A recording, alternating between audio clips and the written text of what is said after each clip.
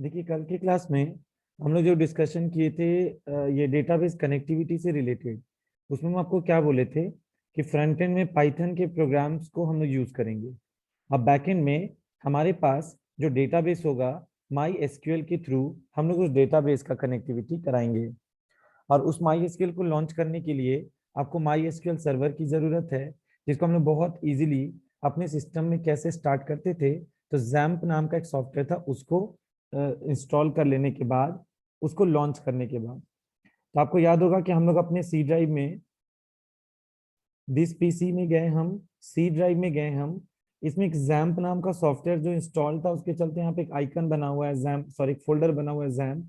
आप इसको पहले स्टार्ट करेंगे डेटाबेस कनेक्टिविटी वाले प्रोग्रामिंग को सीखने के समय। ये जैम्प फोल्डर आप पहले स्टार्ट करेंगे और नीचे आप स्क्रॉल डाउन करते चले जाएंगे। नीचे में कंट्रोल पैनल होगा, एकदम बहुत लास्ट लास्ट में लिखा होगा XAMPP जैम्प कंट्रोल। तो आप उसको जाके लॉन्च करेंगे, वो कंट्रोल पैनल जो जैम्प का कंट्रोल पैनल है। उसको लॉन्च करने से आप देखेंगे कि ये डायलॉग बॉक्स आपकी स्क्रीन पे पॉपअप कर जाएगा। और इसमें यहाँ पे आपको अपाचे सर्वर को स्टार्ट करना होगा, क्योंकि माई एसक्यूएल को लॉन्च होने से पहले आपका सिस्टम ऐसे बिहेव करना चाहिए as if it is a real server. तो सर्वर के रोल देने के लिए अपाचे सर्वर को आप स्टार्ट करेंगे। उसके बाद फिर आप माई एसक्यूएल सर्वर को उसी सर्वर पे लॉन्च करेंगे। तो जब ये दोनों एक्टिवेट हो जाएगा ना, इसको एक्टिवेट करके अब इसको मिनिमाइज कर दीजिए, या इस बैकग्राउंड में इसको छोड़ सकते हैं। मिनिमाइज किया, क्लोज मत कर दीजिएगा, मिनिमाइज किया। उसके बाद फिर क्या हुआ, मेरे से तो नोट्स भी क्लोज हो गए सर, एक सेकंड। तो मिनिमाइज कर दिया हम लोग उसको। उसके बाद फिर क्या हुआ, आपको याद होगा कल हम जैम्प में ग्राफिकली डेटाबेस बनाना सिखा रहे थे कल। ठीक है, जैम्प में डेटाबेस कैसे बनेगा, जैम्प में PHP माई एडमिन में जाके किस प्रकार ग्राफिकली आप टेबल बनाएंगे। तो ये सारी चीजों को हम लोग कल के क्लास में देखें। हाँ, कैसे डिलीट करेंगे, कैसे एडिट हो सकता है पर्टिकुलर रिकॉर्ड, ये सब का जिक्र हम लोग कल के क्लास में किए हुए थे।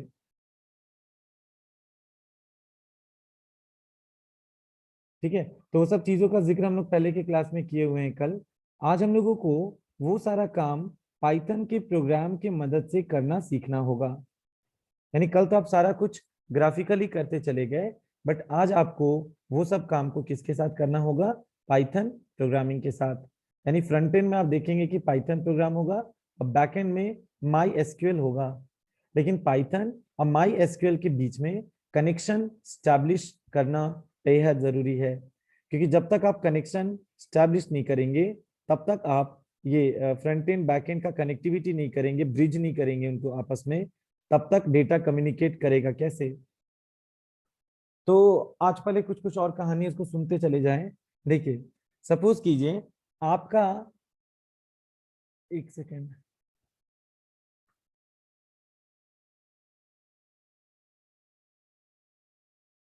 देखिए सपोज कीजिए आपका पाइथन एप्लीकेशन ये वाला है, पाइथन प्रोग्राम। अब ये फ्रंट एंड का चीज हो गया, ठीक है। फ्रंट एंड में, फ्रंट एंड का इंटरेक्शन किसके साथ होता है, यूजर्स के साथ। तो यूजर जो होगा वो फ्रंट एंड में पाइथन के एप्लीकेशन प्रोग्राम्स को इस्तेमाल करेगा। ठीक है, और ये जो आपका बैकएंड वाला जो पार्ट है, बैकएंड यानी फ्रंट एंड से डेटा जाएगा बैकएंड में, या बैकएंड का डेटा रिकवर होकर आएगा फ्रंट एंड में। तो पाइथन एप्लीकेशन फ्रंट एंड में यूजर के द्वारा रन होने वाला कोई प्रोग्राम है।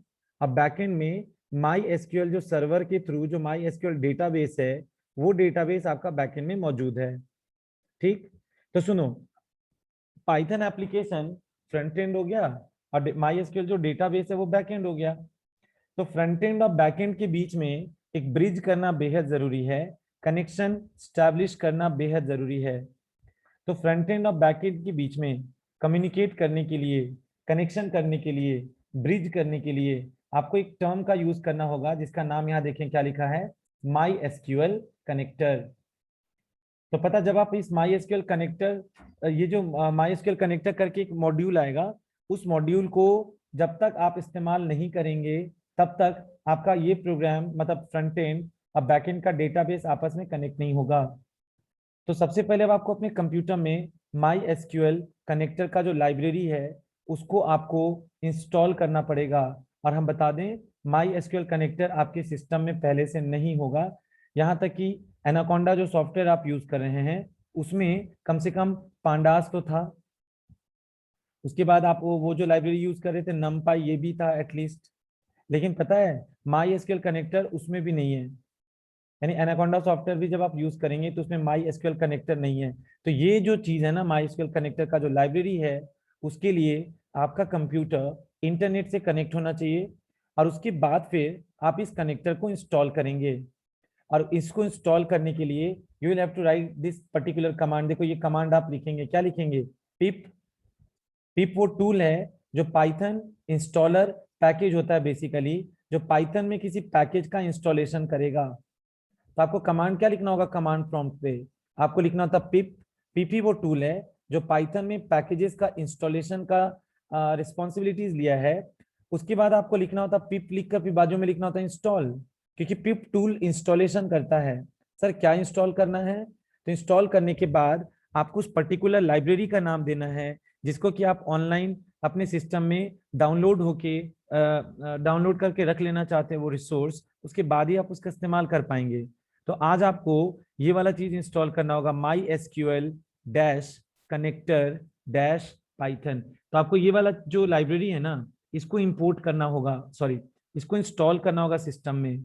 और हाँ, जब MySQL कनेक्टर पाइथन वाला जो लाइब्रेरी अगर आपके कंप्यूटर में इंस्टॉल हो जाएगा तब जाके कहीं आप इस MySQL कनेक्टर को प्रोग्राम में यूज करेंगे। और इस मॉड्यूल को इंपोर्ट करने के बाद आप ये चीज लिखेंगे, देख रहे हैं आप, देखिए MySQL डॉट कनेक्टर, ये तो आपका वो मॉड्यूल है। और डॉट करने के बाद आप यहाँ पे एक मेथड यानी मेंबर फंक्शन लिखेंगे जिसका नाम है कनेक्ट। जानते हैं ये कनेक्ट का ही ड्यूटी है, कनेक्शन स्थापित करना। हम बता दें MySQL कनेक्टर वो टूल है, वो एक लाइब्रेरी है जिसके अंदर एक फंक्शन है कनेक्ट। और इस कनेक्ट फंक्शन को कुछ क्रेडेंशियल्स आप पास ऑन करेंगे। क्रेडेंशियल्स पास ऑन करने का मतलब कनेक्टिविटी करने के लिए आपको सबसे पहले डेटाबेस के लिए यूजर का नाम होगा, कुछ उसका कुछ यूजर का कुछ नाम होगा, उसका कुछ पासवर्ड होगा, उसका हो सकता है डेटाबेस से आप सीधे कनेक्ट होना चाहते हैं तो उसका कोई डेटाबेस होगा। तो MySQL dot connector is the module, उसके अंदर कनेक्ट इज अ फंक्शन। अब इस फंक्शन को आप कुछ डिटेल्स पास ऑन करते हैं और इसी के मदद से एक गिवन यूजर के लिए एक गिवन डेटाबेस पे या गिवन पासवर्ड पे इस्तेमाल करते हुए कनेक्टिविटी स्थापित होगा। और अगर आप ये क्रेडेंशियल सही सही नहीं देते हैं तो MySQL डॉट कनेक्टर का जो कनेक्ट फंक्शन है, चूंकि वो इसके साथ कनेक्ट नहीं हो पाएगा तो वहां पर आप देखेंगे कि वो एरर जनरेट करेगा। तो सुनिए, पाइथन के प्रोग्राम में जब आप लिखते हैं MySQL dot connector dot connect और इसके अंदर का जो जरूरी डिटेल वो भेजते हैं, तो इसका मतलब ये हुआ कि जो यूजर है ना वो फ्रंट एंड से पाइथन प्रोग्राम की मदद से कनेक्शन करने का रिक्वेस्ट भेज रहा है। कहाँ पे रिक्वेस्ट भेज रहा है? MySQL के सर्वर पे जहाँ पे आपका डेटाबेस मौजूद है, ये रिक्वेस्ट भेज रहा है। तो देख रहे हैं लिखा है स्टेप 1 में क्या लिखा? प्रोग्रामर अपने प्रोग्राम में MySQL कनेक्टर डॉट कनेक्ट का रिक्वेस्ट भेजेगा। तो रिक्वेस्ट जो जा रहा है वो स्टेप नंबर 2 में जा रहा है डेटाबेस के पास जो सर्वर पे है। सुनो, अगर आपका डिटेल परफेक्ट मैचिंग है तो MySQL सर्वर क्या करेगा? वो कनेक्शन को स्थापित करके स्टैब्लिश करके कनेक्टेड का काम हो जाएगा, यानी कनेक्शन स्टैब्लिश हो गया। फिर वो कनेक्शन जो स्टैब्लिश हुआ वो उसी MySQL कनेक्टर के द्वारा इंटरनली पास ऑन हो जाएगा। किसके पास पास ऑन हो जाएगा? पाइथन एप्लीकेशन के पास। और अब ये पाइथन एप्लीकेशन से कनेक्शन जब एक बार स्थापित हो गया, कनेक्शन सक्सेसफुल हो गया, तो उसके बाद पाइथन में आपको एसक्यूएल का अलग अलग कमांड्स देना पड़ता है। तो उन कमांड्स को लिखने के लिए सबसे पहले आपको उस कनेक्शन पे एक वर्क स्पेस चाहिए। जैसे मान लीजिए आपको क्लासरूम में पढ़ाया जाता है तो पहले आपको एक जगह मिलता है, उस जगह में बैठ के आप अपना क्वेश्चन आंसर क्वेरी सॉल्व करते हैं या कोई नए चीजों को लर्न करते हैं। उसी तरीके से एक बार बस कनेक्शन स्टैब्लिश हो जाए, फिर से सुनिए, पाइथन का प्रोग्राम MySQL डॉट कनेक्टर जो पैकेज मॉड्यूल है उसकी मदद से कनेक्ट फंक्शन को कॉल करता है। कनेक्ट फंक्शन क्या करेगा? पाइथन के प्रोग्राम में जो भी आप यहाँ डिटेल पास किए हैं कि कौन सा यूजर, क्या पासवर्ड, कौन सा डेटाबेस, उस कनेक्शन को जब वो रिक्वेस्ट करता है तो वो रिक्वेस्ट चला जाता है कनेक्शन रिक्वेस्टेड डेटाबेस के पास सर्वर पे। फिर MySQL का सर्वर अगर कनेक्शन सच में स्टैब्लिश कर लेता है, यानी कि कनेक्टिविटी तो सक्सेसफुल रहा, लेकिन उस कनेक्शन को स्टैब्लिश करने के बाद अब आपको उस पर्टिकुलर लोकेशन पे प्रोग्रामर के द्वारा, जो भी पाइथन का जो प्रोग्रामर है उसके द्वारा, या ये जो यूजर है उसका कमांड्स जो भी होगा, कौन सा कमांड हो सकता है, मे बी वो डेटाबेस क्रिएट करना चाहता है, मे बी वो नया टेबल बनाना चाहता है, मे बी जो टेबल बन गया उसमें नया रिकॉर्ड वो डालना चाहता है, मे बी वो रिकॉर्ड को डिलीट करना चाहता है, मे बी वो रिकॉर्ड को अपडेट करना चाहता है। तो ये सब जो ऑपरेशन कल आप ग्राफिकली जो पढ़ रहे थे ना, उन सारी चीजों को अब आपको पाइथन में प्रोग्राम के द्वारा संचालित करना है। तो प्रोग्राम में ये सब करने के लिए आपको कमांड लिखना पड़ेगा। तो जो कमांड आप लिखेंगे, उस कमांड को लिखने के लिए पहले आपको एक वर्क स्पेस चाहिए, मतलब आपको एक, देखो कनेक्शन तो हो गया, लेकिन कनेक्शन स्टैब्लिश होने के बाद आपको, जैसे आपका क्लास में एडमिशन तो हो गया, लेकिन एडमिशन होने के बाद आपको क्लासरूम में फिर आपको व्यवस्था करके बैठाना पड़ेगा, एक वर्क स्पेस देना होगा, एक रूम देना होगा जहां पे आपको सीट्स वगैरह एलोकेट किए जाएंगे। यानी जब सब कुछ सक्सेसफुल रहा, एडमिशन सक्सेसफुल रहा, फिर आपको बोला जाता है ठीक है आप इस क्लास में इतने बजे पहुंचिए। फिर जब आप आते हैं तो आपके लिए वहां पे सीट रिजर्व्ड है, मतलब सीट एलोकेटेड है रूम में, एक वर्क स्पेस मिला, फिर वहां पे बैठ के आपका आगे का डिस्कशन होता है। तो कनेक्शन जब सक्सेसफुल हो जाता है ना, उसके बाद आप क्या करते हैं, जो कनेक्शन स्टैब्लिश हो चुका होगा उसके लिए कनेक्शन का जो ऑब्जेक्ट बनाए होंगे, यहाँ नाम कनेक्शन की जगह, ये जो कनेक्शन लिखे हैं इसके जगह जो भी कनेक्शन का ऑब्जेक्ट आप बनाए होंगे, उस ऑब्जेक्ट के लिए आपको यहाँ पे कर्सर बनाना होता है। कर्सर इज द लोकेशन या वर्क स्पेस कह सकते हैं, जो कि उस कनेक्शन ऑब्जेक्ट के द्वारा आपको मिलेगा। और एक बार जब आप कर्सर का वर्क स्पेस क्रिएट कर लेते हैं उस पर्टिकुलर कनेक्शन के ऑब्जेक्ट में, तो अगला काम फिर आपका क्या होता है, जो कर्सर बना चुके हैं ना, उस कर्सर के द्वारा अब आप एग्जीक्यूट नाम का एक फंक्शन होता है वो यूज करते हैं, और जो एसक्यूएल का कमांड आप उसमें भेजना चाहते हैं वो वहां से पास होता है। उसके पास होने के बाद आपका कमांड MySQL सर्वर पे जो डेटाबेस है वहां जाता है, फिर जो भी रिजल्टेंट है वो आपको रिट्रीव होके प्रोग्राम तक पहुंचा देता है। तो इस तरीके से पाइथन में प्रोग्राम्स को आप कंप्लीट करते हैं। तो अभी पढ़ेंगे ना कोडिंग तो ज्यादा समझ में आएगा। और ये जो MySQL कनेक्टर जो है उसके बारे में क्या लिखा, ये पाइथन का डेटाबेस का एपीआई है। एपीआई का फुल फॉर्म होता है एप्लीकेशन प्रोग्रामिंग इंटरफेस। मतलब ये हुआ कि एप्लीकेशन जो प्रोग्राम्स आप बनाते हैं उस प्रोग्राम के लिए वो एक जरिया बनता है जो कि किसी पर्टिकुलर काम को सपोर्ट करने के लिए यूज में आता है। तो ये पाइथन का डेटाबेस के लिए एपीआई है, ये MySQL कनेक्टर। तो MySQL कनेक्टर जो है, क्योंकि वो एप्लीकेशन प्रोग्रामिंग इंटरफेस वो एक जरिया प्रोवाइड कर रहा है, तो इसके थ्रू जो अलग अलग फंक्शंस या जो मेथड्स हैं आप उनका इस्तेमाल करते जाएंगे और आपका डेटाबेस कनेक्टिविटी पाइथन एप्लीकेशन के द्वारा संचालित होता जाएगा।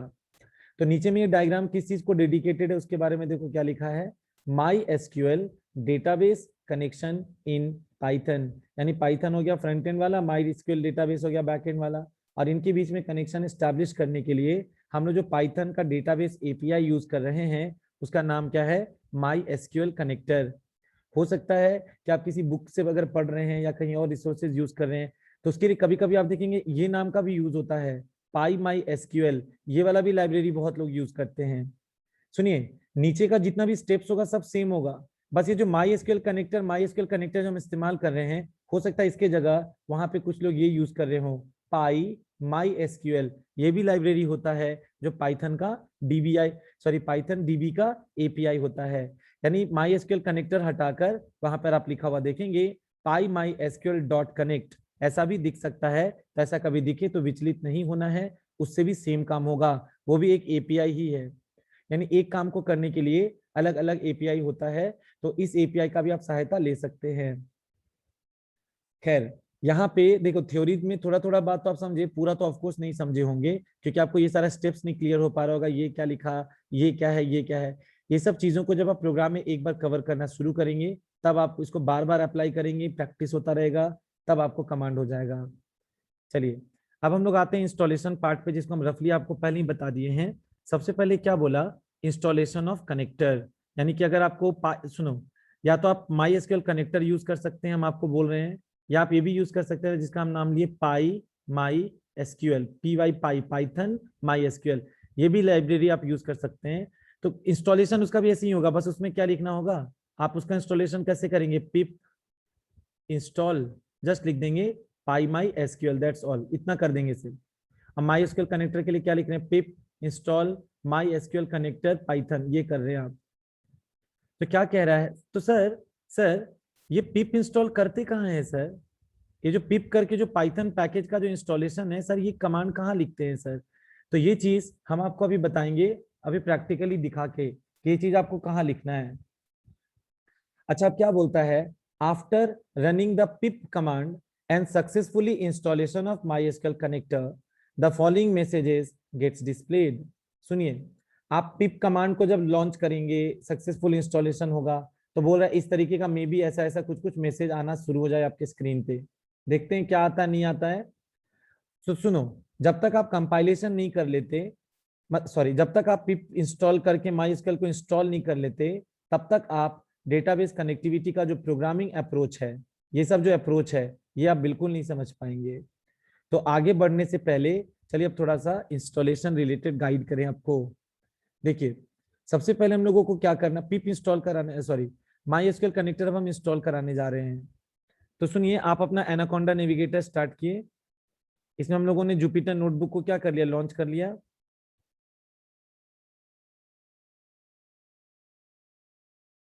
ठीक है, इसके लॉन्च होने के बाद जुपिटर नोटबुक हमारा लॉन्च हो गया। अब इसके लॉन्च होने के बाद क्या हो रहा है,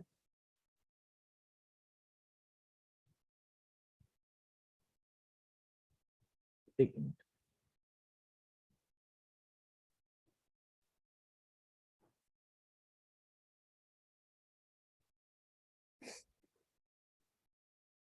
देखिए, इसके लॉन्च होने के बाद अब हम लोग क्या कर रहे हैं, सबसे पहले तो यहाँ पे न्यू में जाएंगे और यहाँ पे पाइथन 3 वाला एक प्रोग्राम स्टार्ट कर रहे हैं नोटबुक में जाके, जुपिटर नोटबुक स्टार्ट करें, उसमें फिर प्रोग्राम लिखेंगे। सपोज कीजिए हम यहाँ पे एक स्टेटमेंट लिखते हैं, मान लीजिए हम यहाँ पे क्या लिखे, इंपोर्ट, क्या लिखे, माई एसक्यूएल डॉट कनेक्टर। आपको कोड याद होगा उसमें क्या करना था, देखिए, इंपोर्ट, क्या लिखा, माई एसक्यूएल डॉट कनेक्टर। वो एज तो रीनेम करने का शॉर्टकट ऑप्शन है, उसको छोड़िए, मेन नाम क्या है, माई एसक्यूएल डॉट कनेक्टर। तो जब आप इस कोड को देखिए, जब आप इस कोड को जाकर अपने इसमें नोटबुक में जाके जब टाइप कर रहे हैं,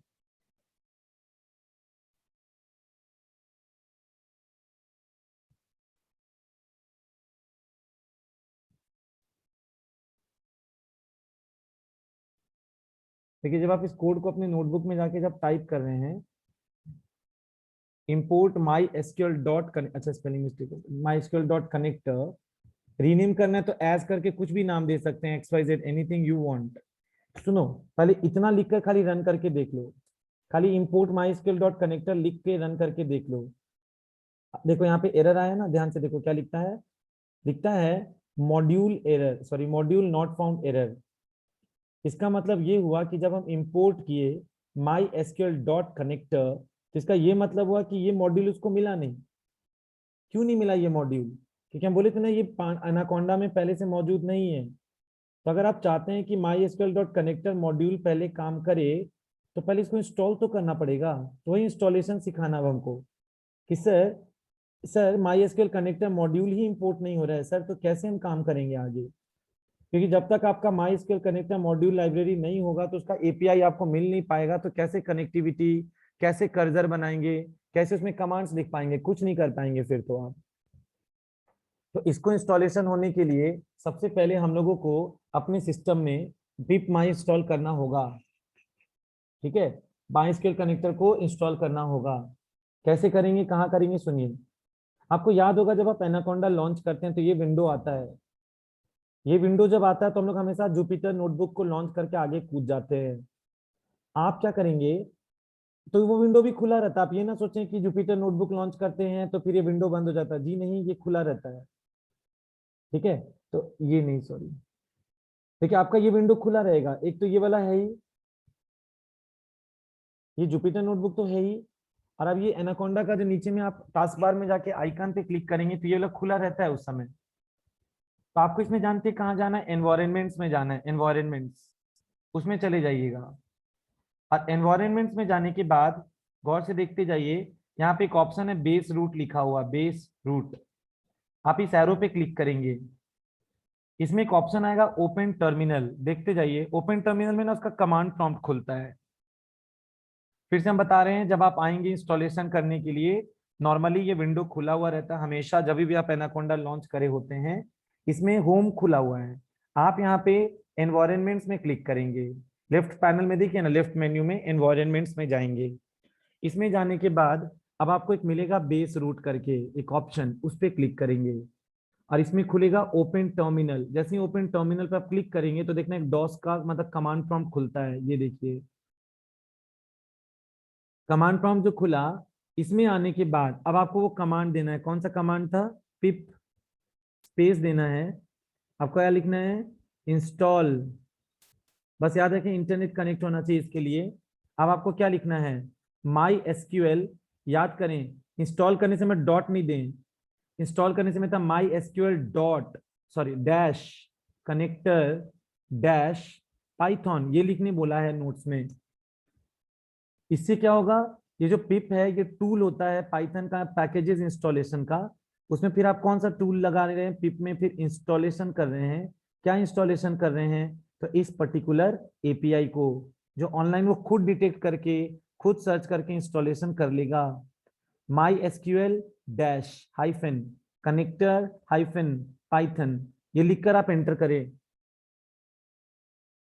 ये लिखकर आप एंटर करें। तो यहाँ पे अब आप देखेंगे इंस्टॉलेशन प्रोग्रेस में शुरू हो जाएगा।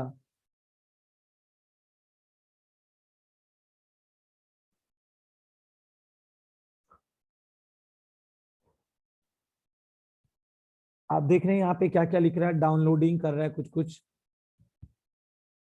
उसके बाद फिर बोल रहा है क्या, माई एसक्यूएल कनेक्टर पाइथन, उसका कुछ वर्जन है। माई एसक्यूएल कनेक्टर पाइथन का वर्जन 8.0 डिटेक्ट किया है, जो लेटेस्ट वर्जन होगा, क्योंकि हमेशा लेटेस्ट सॉफ्टवेयर ही डाउनलोड होता है। फिर उसको डाउनलोड कर लेगा, डाउनलोड करके फिर उसका इंस्टॉल कर लेगा। इंस्टॉलेशन होने के बाद यहाँ पे लास्ट में लिखेगा इंस्टॉलिंग कलेक्टेड पैकेजेस, कुछ कुछ नाम आएगा, और लास्ट में लिख देगा सक्सेसफुली इंस्टॉल्ड माई एसक्यूएल कनेक्टर पाइथन। उसका वर्जन क्या यूज इंस्टॉल हुआ है, 8.0 पॉइंट समथिंग। अच्छा, इसमें एक वार्निंग दे दिया येलो कलर में, you are using pip version 10.0.1, however version 21 point is available. सोचिए, एनाकोंडा के साथ जो पिप का टूल आया है ना, पिप का जो टूल है उसका भी वर्जन होता है। तो पिप का टूल का वर्जन बोल रहा है कि मेरे सिस्टम में 10.0.1 है। यहाँ पर एक्चुअली में पाइथन का वर्जन नहीं, पिप का वर्जन 21 तक पहुंच गया है। तो बोल रहा है कि आप उसको अपग्रेड कर लीजिए, ताकि पिप नया वर्जन वाला आएगा तो इंस्टॉलेशन भी ठीक से करेगा। सर उसका क्या कमांड होता है, तो लिखा है यू शुड कंसीडर अपग्रेडिंग। बोल रहा है कि अपग्रेड करना पिप को, तो आप ये कमांड लिख ले। तो सुनिए, ये कमांड को आप कॉपी कर लीजिए इतना दूर तक। इस कमांड को कॉपी, ये पहली बार करना पड़ रहा है क्योंकि मेरे में पुराना पिप का वर्जन है। आपके में लेटेस्ट होगा तो नहीं काम करेगा, बट ये नहीं आएगा। बट जनरली फर्स्ट टाइम तो सारे सिस्टम पे आता है ये। तो आप इस कमांड को कॉपी करके यहाँ पे जाके पिप को भी अपग्रेड कर लीजिए। तो देखिए यहाँ पिप जो टूल है ना, उसका लेटेस्ट जो वर्जन है वो डाउनलोड हो जाएगा, वो इंस्टॉल हो जाएगा। तो पहले वो 10.1 को देख रहे हैं आप, अनइंस्टॉल किया, देख रहे हैं सक्सेसफुली अनइंस्टॉल्ड पिप का पुराना वर्जन। अब उसमें नया वर्जन यहाँ पे इंस्टॉल कर रहा है अंदर ही अंदर।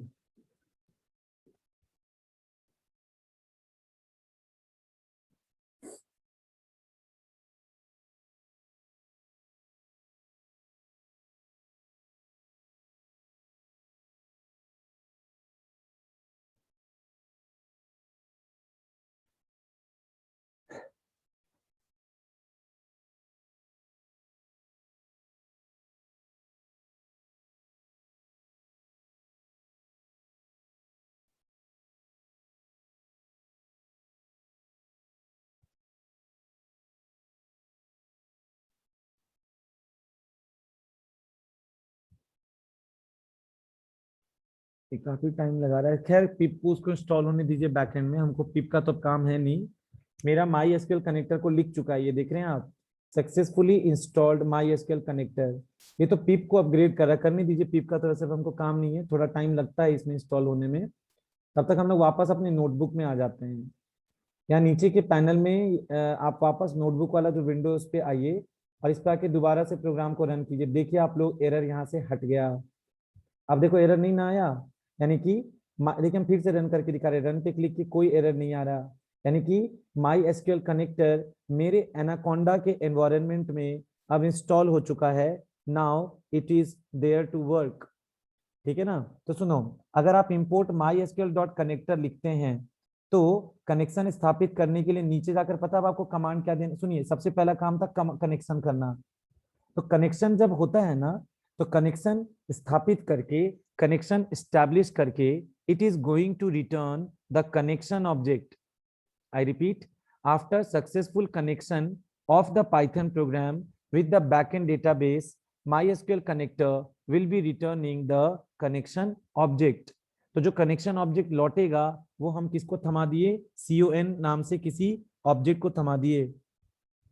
तो हम यहाँ पे क्या लिख रहे हैं देख रहे हैं आप, हम यहाँ पे लिख रहे हैं कनेक्शन इज इक्वल टू, सुनो पूरा पैकेज का नाम क्या था, MySQL डॉट कनेक्टर, ये लंबा सा नाम लिखना होगा।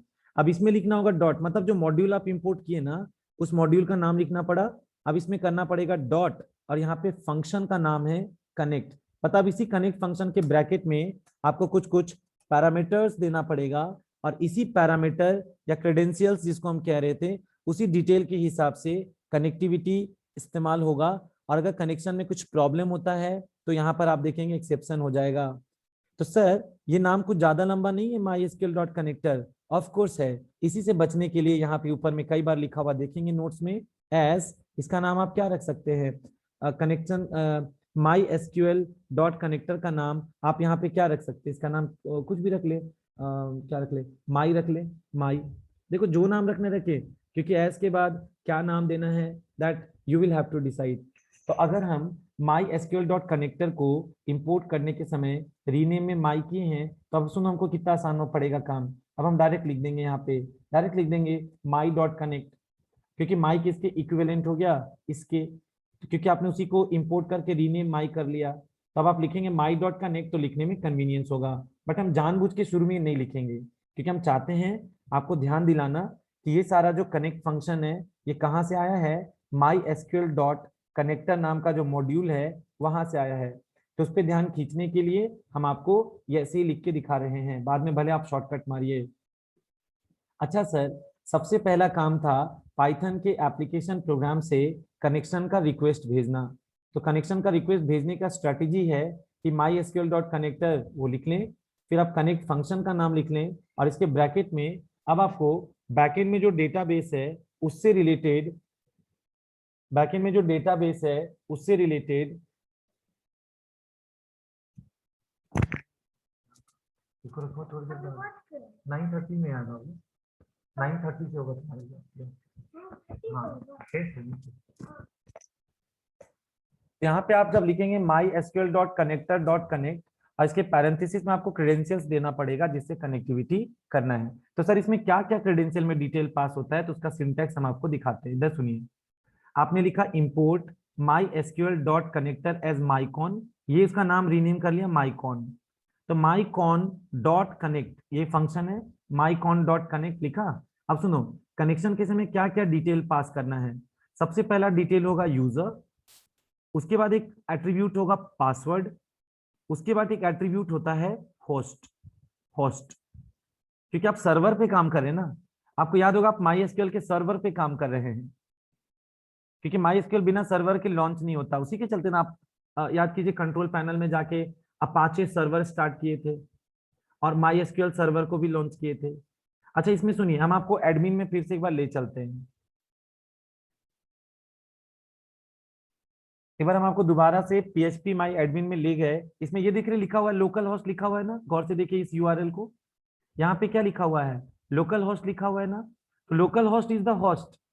एक बार आप नोट्स में आ जाइए, ये जो होस्ट में लिखा है ना लोकल होस्ट, ये वही सर्वर का नाम है। तो मेरा सर्वर लोकल होस्ट है क्योंकि हमारा सर्वर अभी लोकली सिस्टम पे वर्क कर रहा है, but it is behaving like a server. तो local host is the host, क्योंकि जब तक आप होस्ट का नाम नहीं देंगे तब तक पता नहीं चलेगा किस सर्वर पे डेटाबेस कनेक्ट होना है। तो होस्ट में लोकल होस्ट यही वाला नाम था जो आपने यहाँ पे अभी अभी लिखा हुआ देखा, आपने जो अभी अभी लिखा हुआ देखा यहाँ पे वही सर्वर का नाम था यहाँ पे, ये लोकल होस्ट में। आ रहा बात समझ? अच्छा अब एक बात सुनिए, यहाँ पे सबसे पहले ये जो लिखा है ना सर्वर, ये पढ़िए, हम आपको दिखाते, ये जो लाइन लिखा है यहाँ पे उसको पढ़िए एक बार। सर्वर करके लिखा हुआ है नाम कुछ, इसमें कुछ ऑपरेटिंग नहीं लिखा है। ये देखिए सर्वर करके लिखा है नाम कुछ, यहाँ सर्वर में क्या लिखा है, सर्वर में उसका आईपी एड्रेस है वो, ये जो आईपी एड्रेस इसका वैल्यू होता है लोकल होस्ट का 127.0.0.1, ये जो होता है ना इसी का शॉर्ट में नाम होता है क्या, लोकल होस्ट। तो ये आईपी एड्रेस उसका ये है और उसका नाम है लोकल होस्ट, राइट? ऐसा है कुछ कहानी इसमें। तो देखिए सबसे पहले क्या हो रहा है बेसिकली, यहाँ पे आप यहाँ पे सर्वर कौन सा लिखा हुआ देख रहे थे, आप इधर इधर का पैनल पे आइए प्लीज। PHP माई एडमिन जब आप स्टार्ट किए ना, तो प्लीज आप इस तरफ के पैनल पे एक बार आप नजर दौड़ाइए, इधर वाला पैनल देखें। सर्वर कौन है आपका, ये सर्वर कौन है 127.0.0.1, जिसका नाम है लोकल होस्ट। तो होस्ट में आप ये एट्रीब्यूट पास करेंगे, वो जो होस्ट एट्रीब्यूट है ना उसमें आप ये वैल्यू देंगे, लोकल होस्ट लिखेंगे, ठीक? तो इसमें याद है एक एट्रीब्यूट है यूजर, तो उस लोकल होस्ट पे मतलब उस होस्ट पे किस यूजर को मिला है, नीचे जाकर देखिए यहाँ पे यूजर लिखा होगा, यहाँ देखिए यूजर, तो यूजर का नाम क्या है, रूट। यूजर कौन है, रूट। तो रूट कहाँ पे रजिस्टर्ड है, एट लोकल होस्ट। तो लोकल होस्ट तो आपका होस्ट हो गया, यूजर नेम केवल रूट है, इसीलिए यूजर नेम में आप हमेशा रूट पास करेंगे यहाँ पे, क्योंकि इसका नेम डिफॉल्ट से रूट है। अब पासवर्ड यहाँ पे जिक्र नहीं किया, पासवर्ड हमेशा इस रूट का एम्प्टी होता है, तो पासवर्ड आप हमेशा एम्प्टी छोड़ दीजिएगा। बस यही 3 वैल्यू तो पास ऑन करना है। समझ में आया बात, क्या क्या करना है?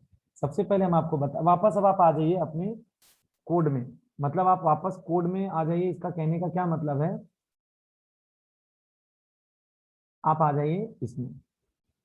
देखिए क्या लिखे थे आप सबसे पहले, इंपोर्ट माईएसक्यूएल डॉट कनेक्टर, ये आपने लिखा। उसके बाद अब आप यहाँ पे क्या करने वाले हैं, इस जगह पे कनेक्शन स्टैब्लिश करने के समय आपको किन किन चीजों का जिक्र करना है।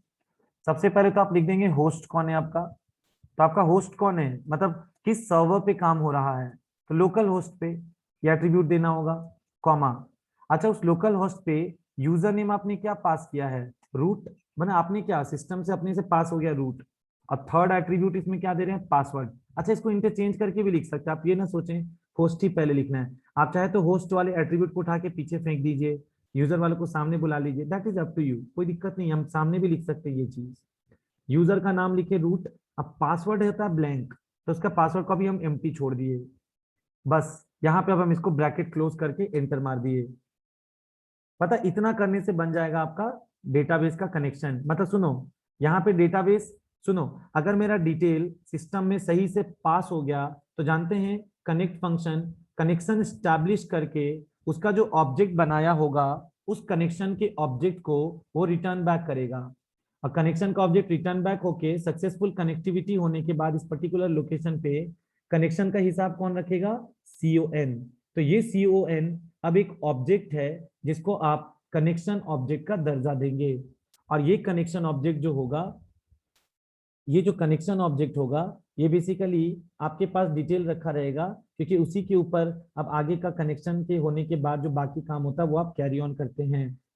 चलिए अब नोट्स में आके एक बार देखिए, चेक कर रहा है कि क्या कनेक्शन सक्सेसफुल है, जाकर देखिए थर्ड लाइन क्या लिखा, ये लाइन पढ़िए, यहाँ पे लिखा है if cone dot is connected.